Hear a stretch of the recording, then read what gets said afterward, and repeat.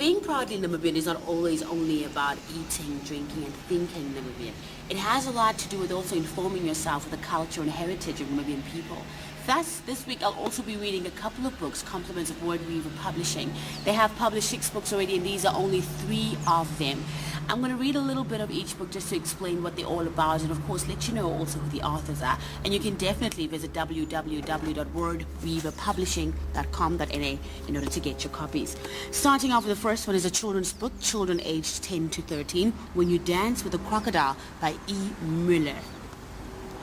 Also, Hakahana, a poetry collection by Hugh Ellis. These are from all great poets in Namibia throughout the country, all collected and put together. I'll be reading you a piece later on, but I actually think I should ask Nunu to read because she's such a good poetry reader.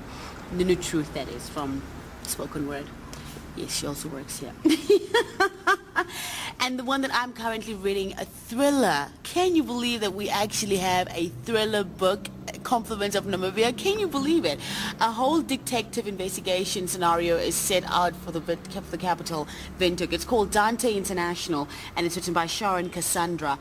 When You Dance with the Crocodile by E. Muller.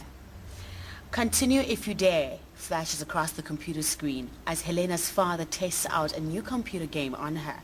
The game is said to be extremely dangerous, and Helena is warned not to touch it when her father has to leave the house. But she is cross with him for leaving her alone and in defiance goes back to the game. She clicks on a video showing a girl in trouble and unable to resist the urge to help her, tumbles back in time to a southern African beset by slave traders, wild animals, hostile inhabitants and runaway criminals. Helena's brother Sam, intent on rescuing her, follows close on her heels.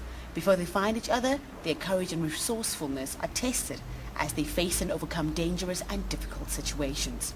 A gripping and humorous page-turner that has something of everything: science fiction, adventure, history, and love. It is suitable for all readers, but will especially appeal to boys and girls aged 10 to 13 years. The next one is Hakahana by Hugh Ellis.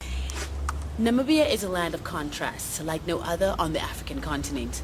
Hugh Ellis's poetry and accompanying photography brilliantly capture these contrasts and how they manage to coexist, juxtaposed but together.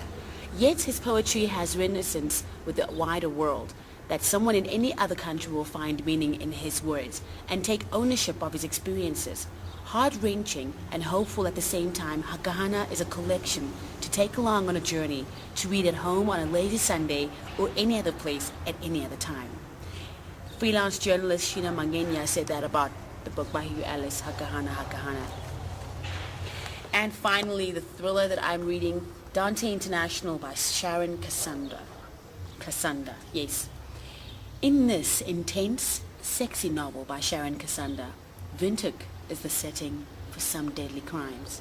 An ex-cop trying to redeem himself, a thwarted lover, a serial killer on the loose. Gives me goosebumps already.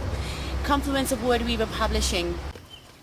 To find out more information on where you can get yourself a copy of these books, you can send an email to wordweaver@iway.na. If not, visit their website at www.wordweaverpublishing.com.na.